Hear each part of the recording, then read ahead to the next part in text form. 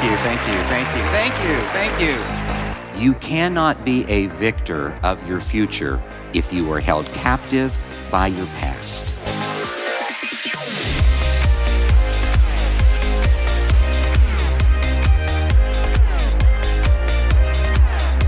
Where do you want to be? Do you want to be a victor? You want to be a victim? You get to control that. Nobody controls that for you.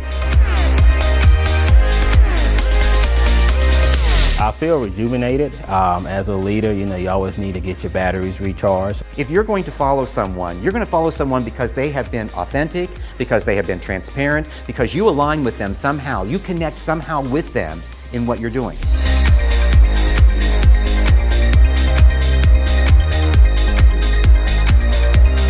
Dr. Troy brings a level of energy, a level of compassion that other presenters may not genuinely have.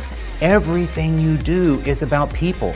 It is never about the task. I care about them. I care about the goals that they have. If you approach leadership as though it is here and they are there, then your leadership is never going to give you the true opportunity for you to be engaged in that process.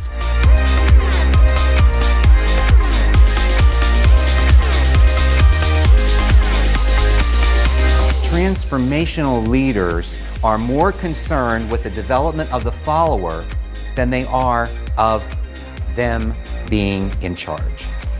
Dr. Hall can take one concept and make it perfectly clear to someone who's never even heard of it before, but at the same time have a seasoned professor kind of go, The main goal in presenting my talks or my presentations or my workshops is to connect with the person, to really help them be able to expand beyond where they are today. But can you lead from a perspective of transition?